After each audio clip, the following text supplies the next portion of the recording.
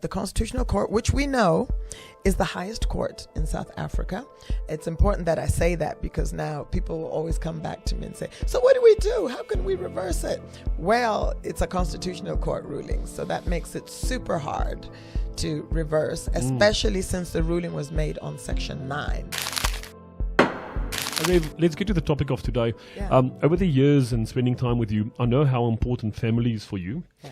I know how important the godly order of a household is to you. I know how important, and I know you because you're passionate about this, but I know the order of God, Yes. man, husband, father, mother. Yes. I know that for you is very important. Yeah. Recently, something was announced, and it's very close to your heart, and that's the topic. Could you perhaps, for our listeners and for our viewers, please just inform us what exactly is it, what was announced recently? Yeah. Well, I mean, first of all, you say, how important family is to me.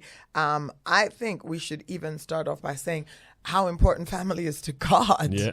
Because as I always say, if you've heard me talk about family, one of the things I always say consistently is that God created family before he created anything, even before the church. And so family, the church is made up of many families. So Adam, Eve, and their children were created from the very beginning. So they were first and foremost in God's mind. And family, we must understand, is the pillar of society. Yep. They provide the foundation. And so if and when we have non-functioning families, we have dysfunctional families, what that's going to do is provide a dysfunctional church, a dysfunctional society, a dysfunctional nation. So oftentimes you'll see that the pastors who are doing the most running around counseling, and maybe have very little time to preach because they're busy counseling, are dealing with family issues. Yep. This one's trying to divorce, and this one, the children have gone amok, and these ones are addicted, etc. It all has to do with family dysfunction. Yep. And that's why as the church, we need to be concerned about the family. And that's why also as the church, we need to be proactive in dealing with family issues, not just coming in when there's been a gemors, and things are dear mekaar now. I always love gooiing my little few Afrikaans words. We call it mingles. Mengels. Mingles. It means you're mixing English and Afrikaans. Oh, mengels. I'm mangling. Yeah, I'm like mangling, that. right? Yeah. But we mustn't just deal with issues when, there's a tragedy, there's issue, but as the church, we must constantly be encouraging the family, be teaching on how to keep the family unit together. We're seeing the escalation of divorce like never before. We're seeing all sorts of things happening. And there's been a deliberate global attempt and trend all over the world to really bring this breakdown of the family. Because once the family is distorted, broken down, not functioning together as a unit, you literally can do anything. You can tell anybody anything. Because there's no cohesion, there's no unity. Yeah. And we know as people who've, had to suffer apartheid, that what you do when you want to get away with something is you divide and rule. You divide and rule. You bring in a system that divides and rules. No. So, family is very, very critical importance. I'm just laying a foundation to show how we need to keep that cohesion of family. And over the years, what we've seen, Dwayne, is so much legislation that's been coming in, to take away the authority of the family, take away the authority of the parents. Yep. So parents, for instance, children can abort at a very young age. At the age of 12, they can have abortions without even their parents' knowledge, let alone their permission. So we see all these parents are not allowed to discipline, corporate punishment, mete out corporate punishment to their children. Yep. That's another way of taking authority. And we're not advocating for abuse of children. We're just advocating for disciplinary measures as enforced in the Bible, to make sure that our children are trained and equipped in the right way. Proverbs 22. Absolutely, 22:6. So, so that's that. So we can see bit by bit the authority of the parents have been taken away, and the state is slowly more and more taking over more control. We've talked about comprehensive sexuality, where now in schools children are being taught, to exercise their sexuality. They've been given birth controls and condoms and told to explore their sexuality. and all of those things. So all of that is really geared at taking away parental authority and making the family as ungovernable as possible.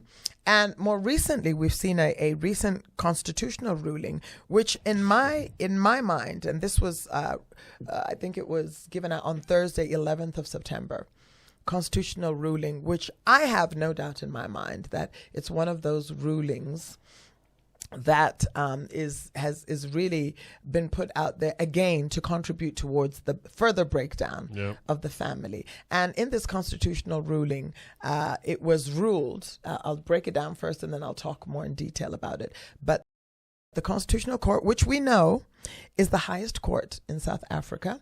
It's important that I say that because now people will always come back to me and say, so what do we do? How can we reverse it? Well, it's a Constitutional Court ruling, so that makes it super hard to reverse, especially since the ruling was made on Section 9, which is the section that deals with discrimination of the Constitution. So I'll talk about that a little bit later in terms of what way forward, what are the implications and what is the way forward, because it's not so easy to get away, to run away from. So this is a case which involved two couples. I think I won't name them, just for the sake of, I don't want to engage in naming and shaming or whatever.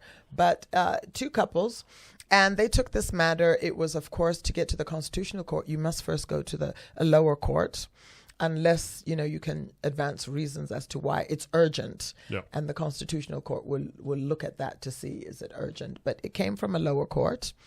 And these two couples were basically alleging that Section 9, which is the section in the Constitution which prohibits discrimination. They were alleging that by virtue of being husbands, they have been denied the right to take on their wives' names, their wives' surnames. And so the ruling was made in respect of that. And now the two couples, the one couple was saying that he just wanted to take his wife's surname outright.